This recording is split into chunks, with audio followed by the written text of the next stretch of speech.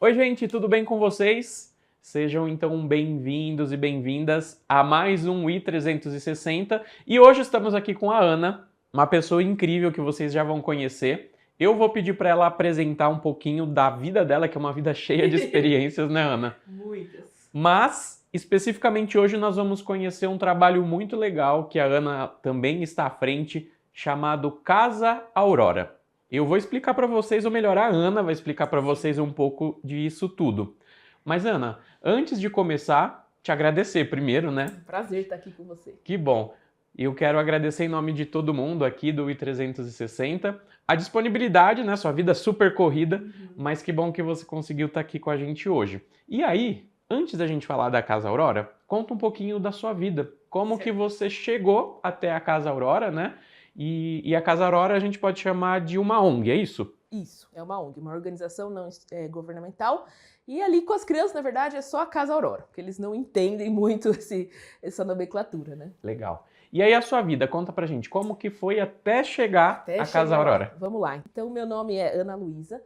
Nasci aqui no Brasil, fui criada em Barueri, aqui em São Paulo. E meus pais, eles sempre foram pastores de igreja, trabalharam desde sempre, então eu cresci nesse contexto. E sempre amei muito criança. Então, desde pequena, eu cuidava de criança. Tanto na igreja, meus primos, eu sempre gostei muito disso, né? E aí o tempo foi passando. Quando eu terminei o ensino médio, meus pais foram chamados para ir para o Japão, para implantar uma igreja lá, começar um projeto lá. E nós fomos. Então, eu ainda era menor de idade, não tinha muita perspectiva do que eu queria da vida. Fomos todos juntos. E quando eu saí do Brasil, a gente começou a ter uma perspectiva do Brasil diferente. Porque no meu dia a dia, eu me lembro pequena, né, andando nas ruas, na nossa região, a gente sempre via pobreza, favela, né, que nossas comunidades, prostituição de rua, coisas assim, digamos que comuns que a gente vê e às vezes nem mexe com a gente, porque a gente vê todo dia. Mas quando a gente foi lá para fora, eu comecei a ter uma perspectiva diferente do Brasil. Porque as organizações sociais, as igrejas, olham para o Brasil como um país subdesenvolvido que, nossa, tem muita pobreza, muitas crianças em vulnerabilidade social, né? Muita prostituição de rua, até tráfico humano, coisas que eu falei, nossa, cresci lá e nunca vi isso. Mas na prática eu já tinha visto muito, só não conectava as coisas, né? E aí o tempo passou, a gente terminou a missão, ficamos 4 anos no exterior e voltamos para o Brasil no final de 2018. E aí eu voltei muito com sangue nos olhos, né, como dizem, queimando muito no meu coração essa questão de vulnerabilidade.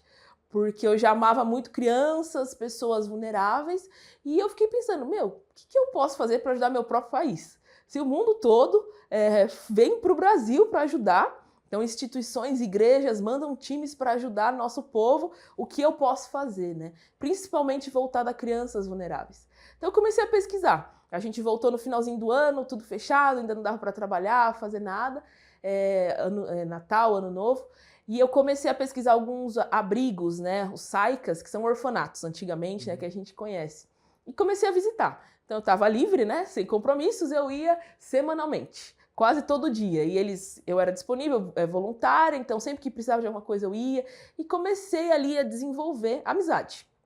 Eu falei, não tem um projeto, não sei o que eu estou fazendo, vou ser amiga dessas crianças, né? Principalmente adolescente. Aí você começa a entrar, os pequenininhos sempre estão ali ao seu redor, mas os adolescentes somem, evaporam assim da casa, era até engraçado. Aí eu comecei a tentar conquistá-los, chamar para passear, ir diariamente sentar assistir TV com eles. Aí nisso alguns amigos começaram a vir junto, algumas pessoas da igreja, a gente começou a ser amigo deles mesmo. Que eu falei, se a gente não conquistar esses adolescentes pra gente, a gente não consegue fazer nada. Não consigo ajudar, perspectiva de futuro, não consigo fazer nada. E foi esse processo aí de 1 ano, até a pandemia, na verdade. A gente conseguiu conquistá-los, a gente levava para acampamento da igreja, levei para minha casa no carnaval uma época. Eu falei, não, eles não têm nada para fazer, vão para a rua, mas eles são menores ainda, é muito perigoso. Então eu lembro que eu até falei com os meus pais, pai, tô trazendo as crianças, foram, acho que tinha umas 10, 15 pessoas na minha casa, fizemos um acampa dentro lá dentro, super divertido, e eu comecei a entender esse público, porque foi muito uma, digamos, uma pesquisa, né? Quem são? O que eles fazem? O que eles realmente precisam? E Foi passando o tempo, continuei até hoje. A maioria já saiu, né? Já fez maioridade, a gente continua em contato com eles. E nesse processo eu conheci um rapaz, que ele é da igreja, inclusive da nossa igreja Paz Church, e ele cresceu na comunidade. Numa comunidade chamada Morro do Socó, no Parque Imperial Barueri. Gabriel, o nome dele.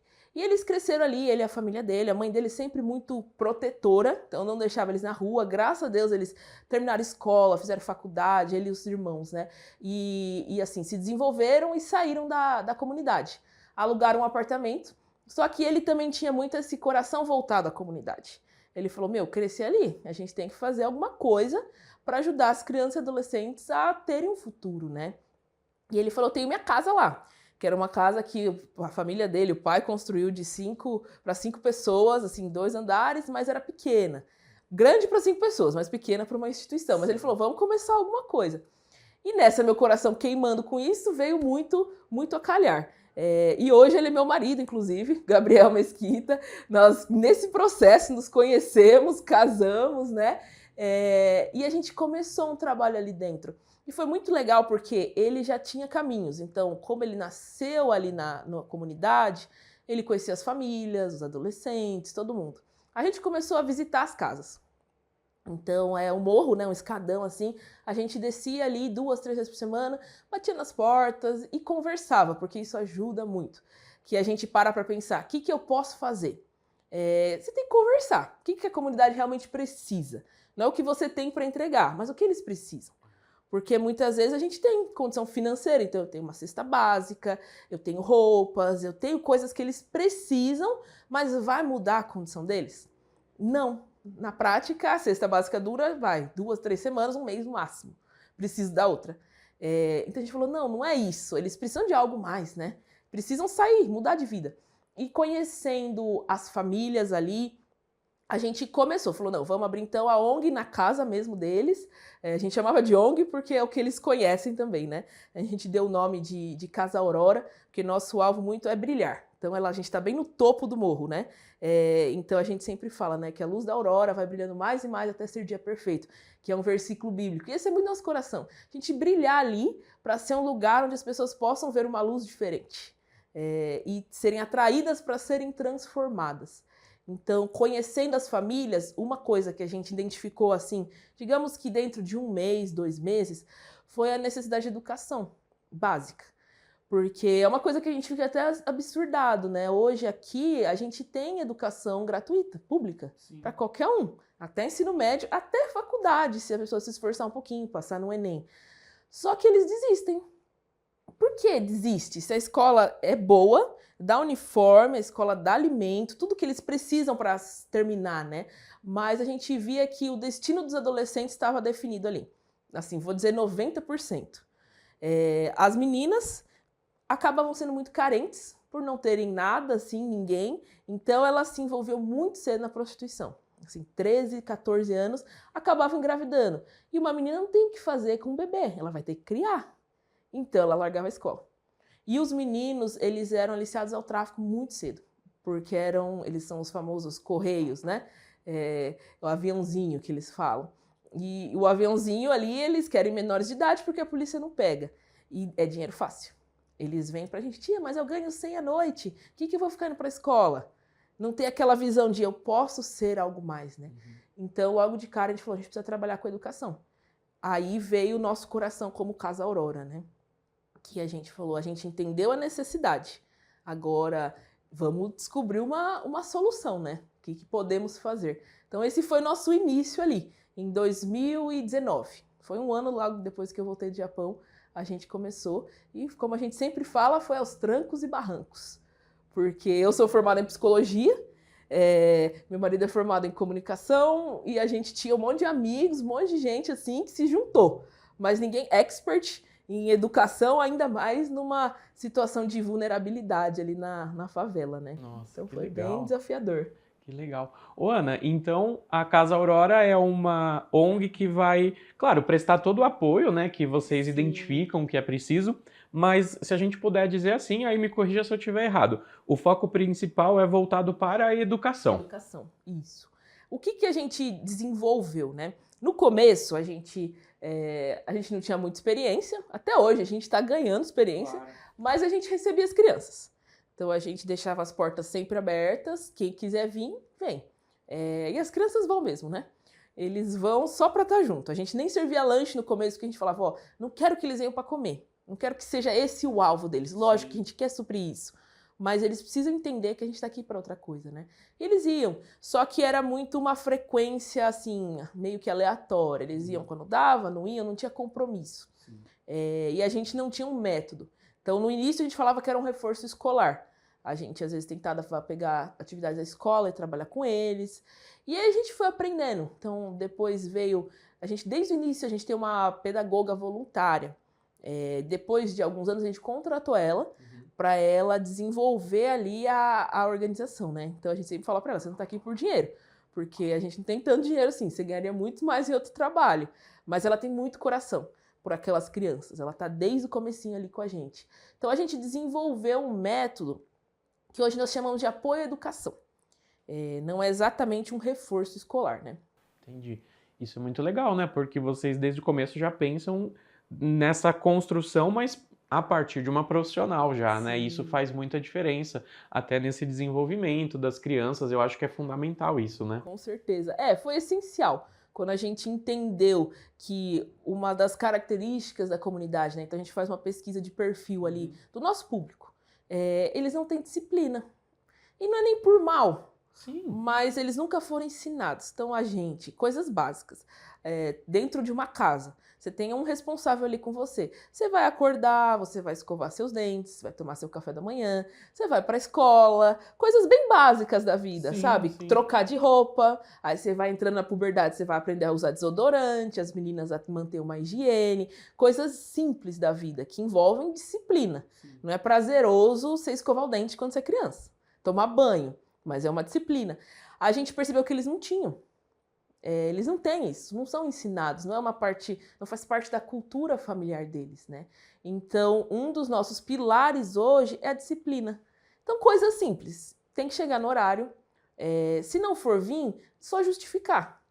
Então, a mãe mandar uma mensagem, por que não vai vir, o que aconteceu e tudo mais. Então, ter essa justificativa. Eles têm que usar o uniforme, então é uma camiseta que nós damos para eles. Eles têm que usar esse uniforme. Então, a gente vai impondo coisas assim que parecem até bobas, comuns, mas para eles é difícil.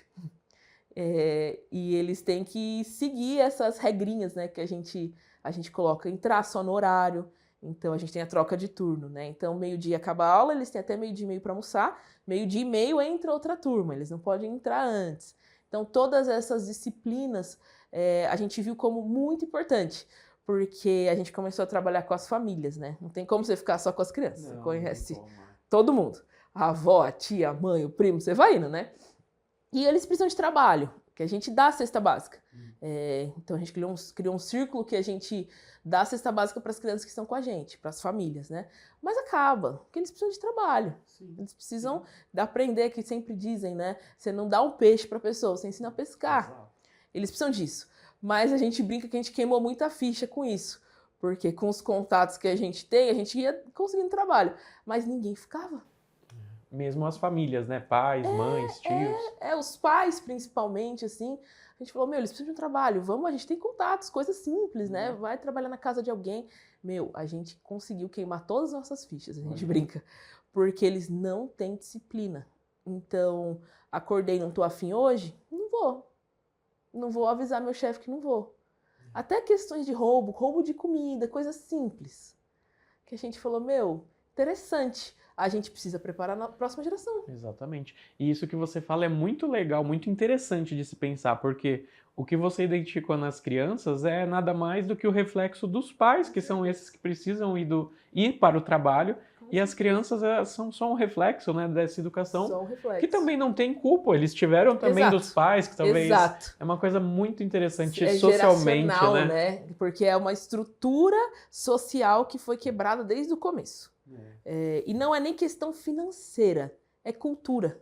Exato. Então é normal, eu não posso culpar uma criança de 8 anos por não fazer essas coisas. Não. Ninguém nunca ensinou. É absurdo. Até ir para a escola. Para eles, às vezes é um desafio. Muitos a gente teve que pegar, sentar, conversar sério.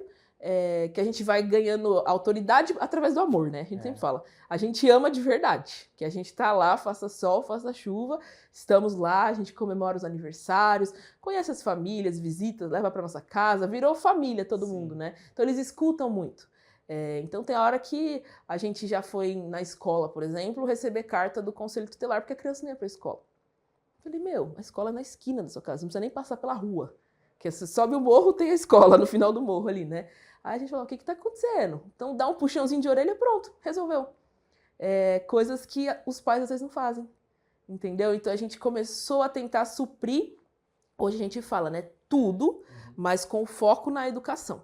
Então o emocional a gente sempre trabalhou com eles, essa questão de disciplina, diversão, questão espiritual, a gente trabalha tudo no geral, mas nosso meio para alcançar tudo isso é a educação. Perfeito. Porque a gente conversa com os pais, né? Os pais, às vezes, não entendem o que a gente está falando, coisas básicas. Então, sei lá, vamos falar sobre tirar um documento. O pai não entende o caminho, mas se eu converso com um filho de 12, 13 anos, ele entende. O que é isso? A educação, porque a cabeça vai fechando, é natural, o cérebro ele vai se cauterizando ali. Um adulto de 50 anos é muito mais difícil de entender e aprender algo do que uma criança de 10 anos. Exato. Então a gente encontrou essa necessidade na próxima geração. Eu preciso prepará-los para mudar literalmente a cultura. Eu trabalho com os pais, adultos, avós, todo mundo, mas é um trabalho diferente, porque nosso alvo são esses, que eu sei que se eu resolver o problema, entre aspas, deles, as próximas gerações não vão ser como os avós e pais deles, né? Perfeito. Tem uma frase até do Einstein, né, que ele diz que o cérebro, uma vez expandido para novos conhecimentos, jamais vai retroagir para um conhecimento menor do que ele tem hoje, né? Exato. Eu acho essa frase do Einstein incrível, incrível. Exato, exatamente isso. A gente brinca que a gente tenta desenvolver neles, né, ali um catálogo social, conhecer coisas. Porque uma das coisas que a gente sempre faz, a gente trabalha com pontos. Então eles vão cumprindo ali as regras, fazendo todas as lições, atividades, eles vão ganhando ponto. E no fim do mês, quem atinge a pontuação, eles vão para um passeio. Que legal. E a gente sempre brinca que é um repertório cultural. Por quê? A gente leva eles para museu, a gente leva eles para as coisas que a gente nunca... Eu nunca fui em alguns lugares. Sei lá, a gente foi no Museu Judaico. Pra quê? Eu conheço o Museu Judaico, é lá no centro, não é? Isso. Em São Paulo. Pra que a gente vai levar as crianças de 6, 7 anos para um Museu Judaico? É incrível. O que vai mudar na vida deles hoje? Para ser sincero, hoje nada, mas faz parte do repertório cultural deles. E eu acho que esses passeios, Ana, desculpa só te interromper, mas eu acho incrível essa questão desse input cultural mesmo, né, essas crianças, porque o Museu Judaico, o Museu da Língua Portuguesa, de fato, ir até um museu e você fazer uma visita hoje, de fato talvez mude muito pouco, mas o arcabouço e as possibilidades que você abre nessa pessoa são assim... É inenarrável, não tem como mensurar, né? Porque o que acontece com os nossos?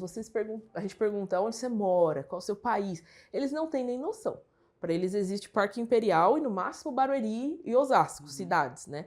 Agora, eles não têm noção do estado, do país que eles moram. Agora eu levo eles no Museu Judaico. Eles vão conhecer uma nova cultura, um novo povo, um novo país. Que se eles conhecem alguém que é judeu, por exemplo, sei lá, israelita, da Palestina, eles vão ter mais noção do que existe em outros lugares no mundo, né? E abranger, nosso trabalho muito é abrir a cabeça deles. A gente dá oportunidade. A gente tem outra coisa que a gente chama de feira de profissões, uma vez ao mês. A gente simplesmente pega amigos nossos de profissões variadas e leva lá para palestrar. Então, a gente tem meio que um cronograma que eles vão seguir, mais ou menos, para os maiores e para os menores, expor uma profissão. Então a gente já levou professora, já levou fisioterapeuta, dentista, bem variado. A gente leva porque a gente quer expor. Sim. Às vezes ele não sabe o que é, sei lá, um fisioterapeuta. Hoje não tem nem noção, mas quem sabe no futuro ele pode ser. Mas se ele não souber que essa profissão é uma opção para ele nunca vai sonhar com isso. Exatamente. A gente não pensa sobre o que a gente não conhece, né? Exato. Então a gente tenta muito fazer isso. Qualquer americano, estrangeiro até que a gente conhece e vem para o Brasil, a gente leva lá para conversar com eles. Qualquer pessoa, até às vezes do norte do Brasil, nordeste, amigos, parentes, familiares que vêm visitar, a gente leva. Porque abre a cabeça deles, é interessante. eles não... Eu lembro uma família de Portugal que veio, amigos nossos vieram visitar, levamos lá para conversar com eles, né? Nossa, a cabeça deles, puf, fala português, mas não é brasileiro, mora na Europa, sabe essa questão de, nossa, existem outros lugares no mundo, não é só o meu lugar, meu país. Então, muito legal, você vê a reação deles e vai criando repertório. Nossa, sem dúvida, sem dúvida. Isso é incrível, é um trabalho, nossa, muito legal, assim. Depois, na hora que a gente terminar, eu vou conversar com você, que eu já fiquei com vontade de ir lá conhecer. Não, vamos Mas faz de sim. conta que ninguém tá ouvindo. A gente combina um dia pra ir lá, pra eu conhecer, porque eu acho incrível, assim, esse trabalho.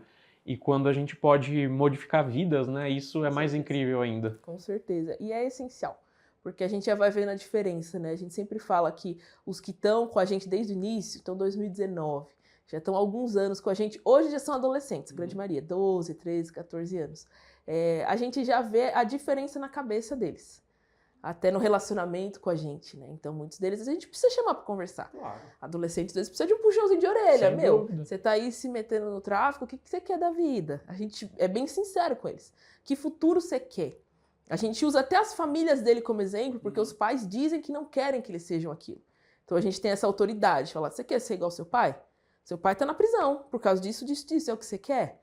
E eles abrem a cabeça e falam, não, calma, é difícil agora eu continuar, por exemplo, indo para a escola, indo para a ONG, para Casa Aurora, mas eu vou continuar, porque eu quero ser alguém na vida, né?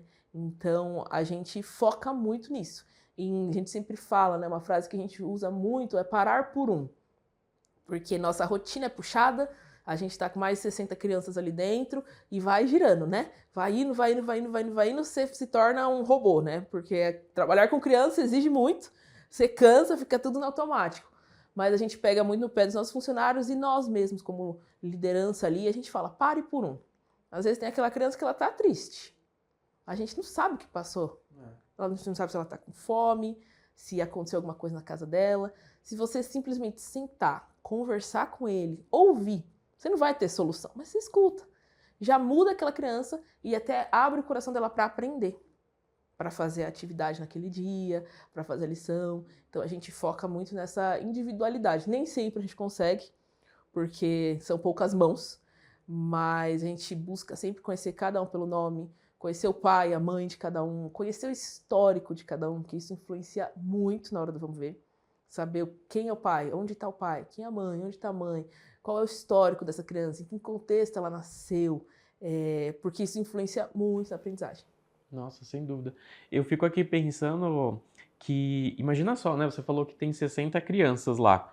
Fazendo uma conta muito rápida aqui, uma criança mora em uma casa, mora em um lar que pelo menos duas pessoas vai existir, né? Junto com essa criança. Então aí já são 120 pessoas, mais as 60 crianças, já são 180 pessoas. E eu acho que isso é um número muito baixo, porque eu acredito que não são apenas duas pessoas mais uma criança, né? Em um Mínimo lar. 4, 5 ali. Veja só, a quantidade de pessoas que são envolvidas e impactadas, né?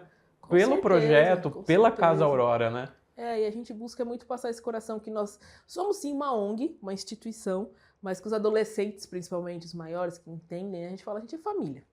A gente dorme com eles lá às vezes, faz uma festa do pijama, a gente sempre busca valorizar os aniversários individuais de cada um, procurar formas de falar, meu, você tem valor e você consegue.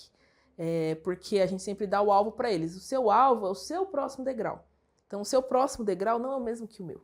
Eu sei que eu tenho ali que vão terminar uma universidade, podem até para fora do país, vão ser empreendedores e tudo mais. Mas tem alguns que eles vão terminar o ensino médio. E, meu, alcançou o propósito de vida.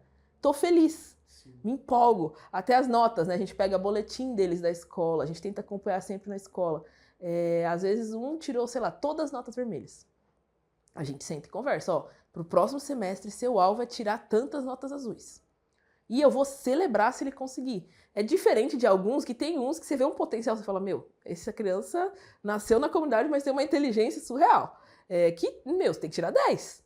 Você consegue. Mas o outro que só tira vermelha, eu vou celebrar se ele tirar azul. Claro. Se ele sair de 4 para 5, vai ser uma grande conquista, né? Então, trabalhar essa individualidade e o potencial deles. As múltiplas inteligências, a gente sempre fala, né? Porque eu tenho criança que é muito boa em se comunicar.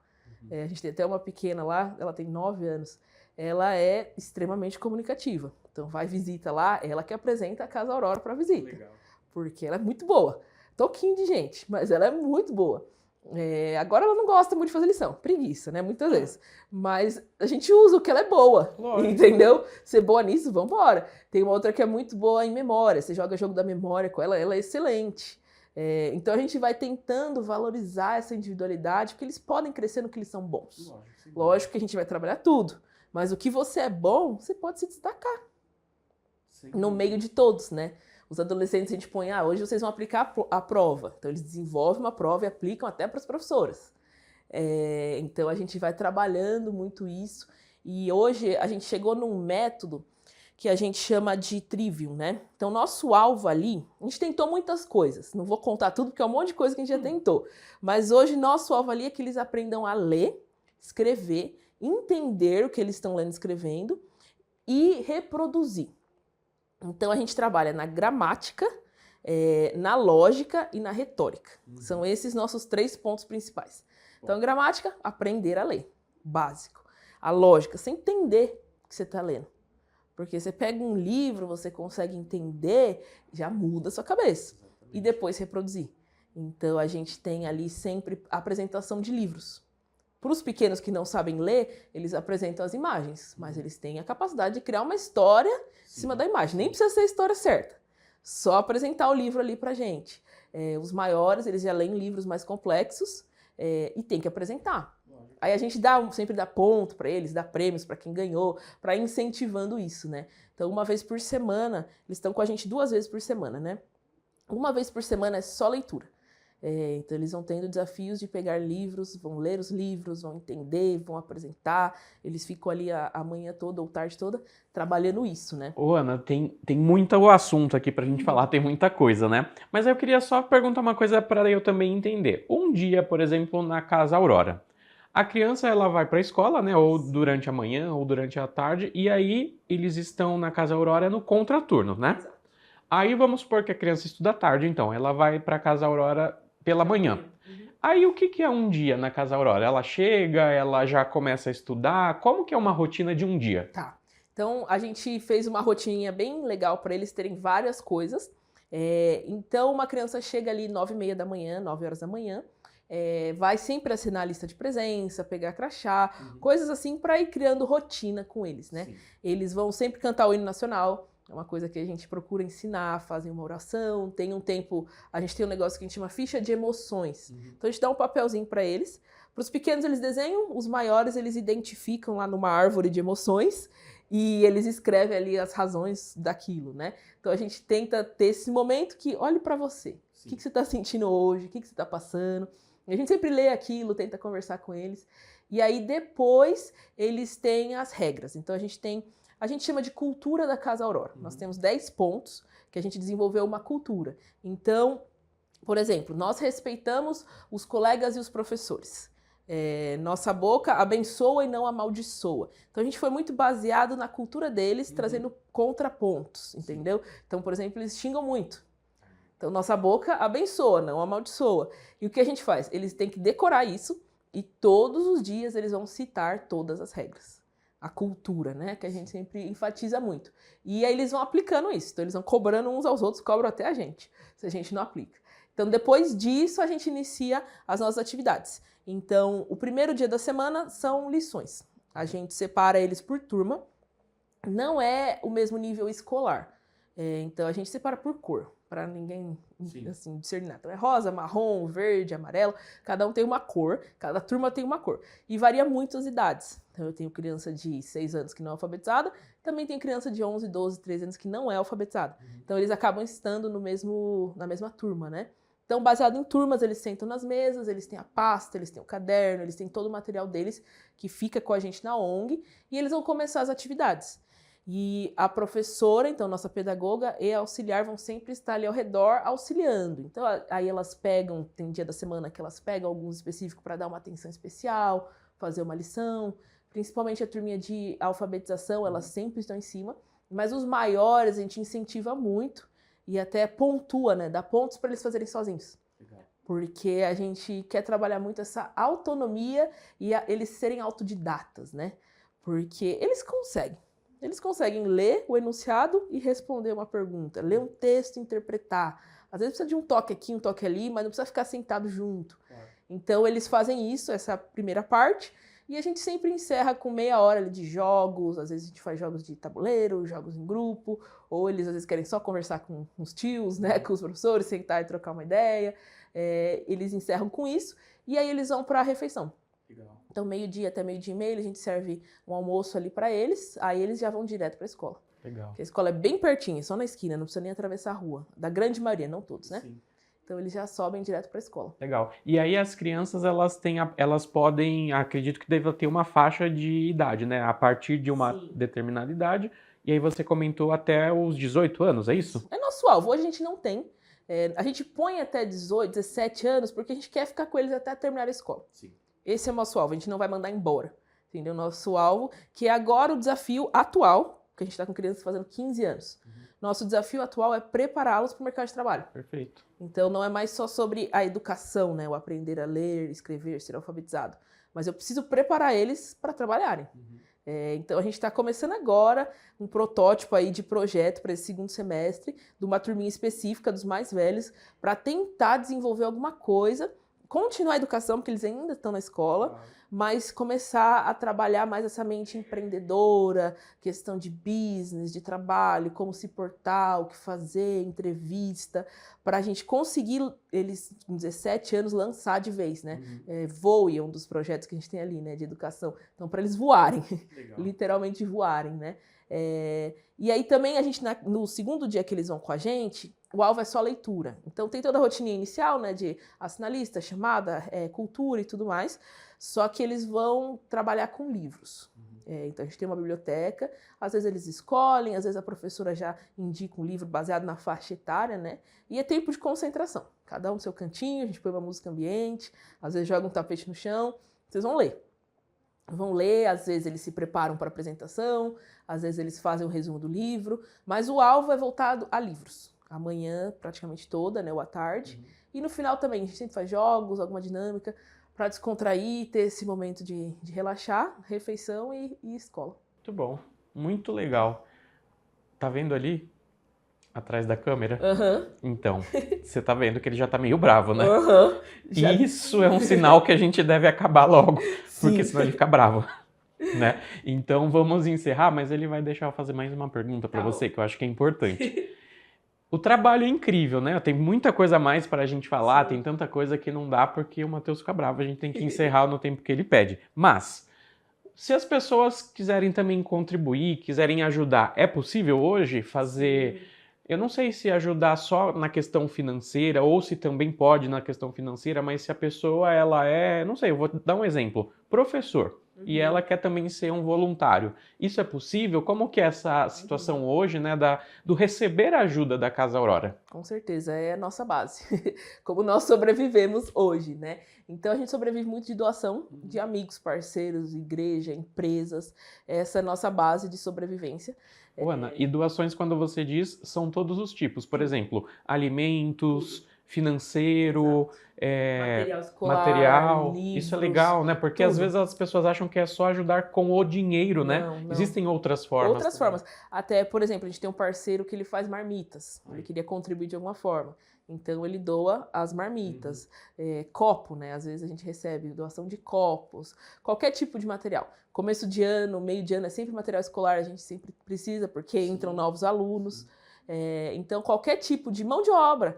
Tem um voluntário que vai lá para ajudar com o lanche, só servir o lanche. Tem um voluntário que vai ajudar na limpeza. Então, a gente fala, qualquer coisa que você puder fazer, contribui, né? Transporte. Então, eu tenho voluntário que faz, ganhamos tantos cadernos lá em tal lugar. Esse voluntário vai, pega esses cadernos e leva pra gente. Legal. Então, a gente precisa muito dessa mão de obra mesmo. E professor, a gente não precisa ser especializado, porque a gente tem a pedagoga, ela é responsável por organizar os voluntários. Então, se você não tem formação nenhuma, ou se você é formado em uma coisa nada a ver com o que a gente faz, você é útil, entendeu? Dá para sentar ali com uma criança, às vezes até ouvir a criança, ou aplicar o que a pedagoga passou, né? Então, a gente precisa muito disso. de mão de obra e financeiro. Que a gente tem os custos ali diários, né? Então, de lanche, de profissionais, de todos esses custos que a gente tem ali, sempre aumentam. E nosso sonho, nosso alvo é expansão. Então, hoje eu tenho capacidade para 80 alunos. A gente sempre começa o ano com a capacidade fechada. Aí a gente vai perdendo alguns, infelizmente, ao longo do ano. Aí eu abro de novo no meio do ano. Então, agora no meio do ano eu abro mais 20 vagas, geralmente enche. Em capacidade total, perco alguns, mas a gente sempre vai repondo, né? Mas meu alvo é crescer, montar isso em outros pontos, entendeu? Até da comunidade, ter casas auroras espalhadas pelo bairro, pela cidade, ser um centro ali que vai dar essa assistência, né, para as famílias. Então a gente precisa de muito recurso financeiro e material. Legal, legal. Então, gente, se vocês estão aí, se vocês têm vontade de querer ajudar também outras pessoas, outras crianças, tá aqui com a Casa Aurora uma grande oportunidade para vocês começarem, né? Às vezes só falta um incentivo para começar e eu acho que também muda demais a vida de quem ajuda, né? Com certeza, a gente aprende mais do que qualquer outra coisa. Incrível, incrível. Vamos deixar então as redes sociais, Sim. né? Quem quiser acompanhar, quais são? Redes sociais, site, vocês têm o quê? Vamos lá, nós temos tudo. Depois eu te passo certinho para colocar aí, mas a gente chama Amor em Ação Barueri no Instagram e o site também, é Amor em Ação Barueri. Amor em Ação Barueri. Isso. Depois a gente coloca aqui embaixo para vocês olharem com bastante cuidado, mas o Instagram já é um ótimo canal, né? A gente posta tudo lá, a gente tem outras áreas também, então a questão da arrecadação de alimentos é uma área que a gente foca muito, a gente tem um projeto voltado para isso, então a gente tem várias outras coisas que a gente vai fazendo, mas nosso carro-chefe é a Casa Aurora. É a Casa Aurora, perfeito então. Gente, vamos encerrar aqui esse papo maravilhoso que a gente teve. Já fica o convite para voltar. Com certeza, tá? Com certeza. E aí a gente vai conversar daqueles outros assuntos também, que eu acho que muita gente se interessa por essas coisas que a gente vai conversar. E claro, falar da Casa Aurora. Sim. Vamos combinar da gente fazer uma visita lá também para a Casa Aurora. Serão muito bem-vindos. Aí se a gente puder, a gente combina para ver se pode, porque eu sei que tem crianças, a questão de imagem, mas a gente combina todos esses detalhes. E é isso. Agradecer esse papo muito gostoso. Eu que agradeço, o privilégio de estar aqui com vocês. Ah, imagina, a gente que agradece. Em nome de todo mundo aqui, muito obrigado. E é isso, pessoal. Curtam, compartilhem, sigam as redes sociais também do InSpace Brasil, em todas as plataformas. E até o próximo passo. Passo não, né? Até o próximo papo. É isso aí. Passo é uma outra coisa. Tchau, gente. Tchau, tchau.